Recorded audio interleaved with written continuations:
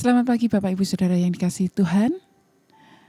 Pagi hari ini Selasa tanggal 4 Agustus 2026. Sebelum kita memulai segala aktivitas kita, mari kita bersama-sama datang kepada Tuhan terlebih dahulu dan bersama-sama untuk membaca serta merenungkan firman Tuhan. Mari kita berdoa. Selamat pagi Tuhan Yesus, terima kasih Tuhan atas kasih penyertaan Tuhan sepanjang malam kami dapat istirahat dengan nyenyak. Terima kasih Tuhan, pagi hari ini pun Tuhan izinkan kami kembali bangun, kembali menikmati kasih Tuhan dalam keadaan tubuh yang sehat, tidak kurang suatu apapun juga.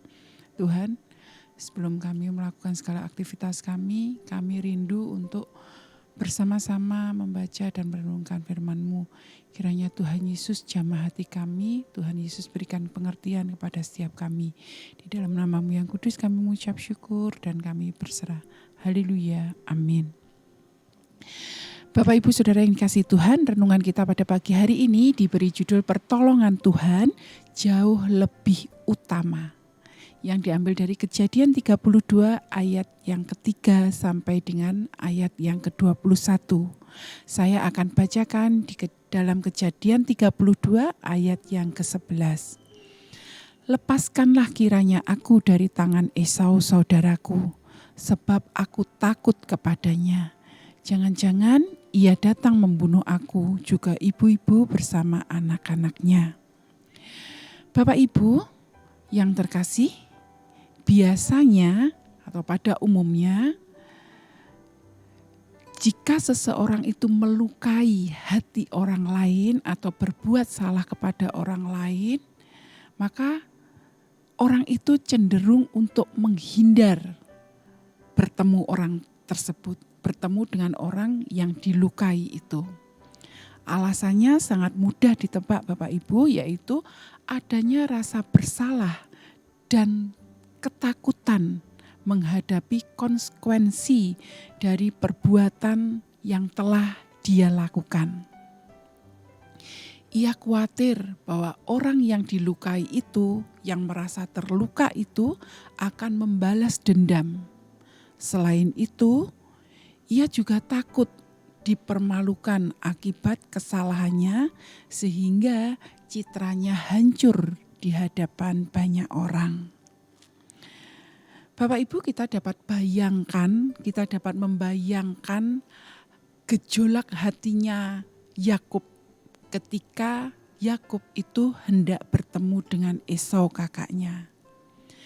Rasa bersalah karena telah menipu kakaknya masih membayangi pikirannya. Yakub takut Esau akan membalasnya. Nah, ketakutan itu mendorong Yakub menyusun berbagai strategi. Ia mengutus orang-orangnya untuk menemui Esau. Ia juga menyiapkan persembahan berupa ternak sebagai bentuk kompensasi.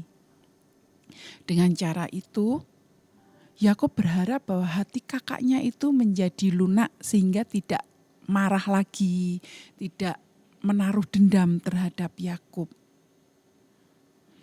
Namun Bapak Ibu, utusan itu kembali dengan kabar bahwa Esau datang dengan diiringi 400 orang.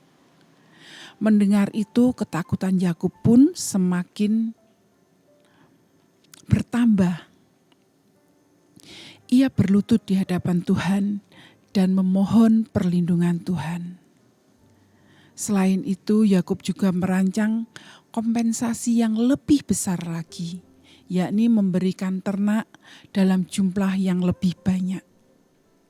Yakub berharap bahwa persembahannya tersebut dapat mendamaikan hati kakaknya, yaitu Esau.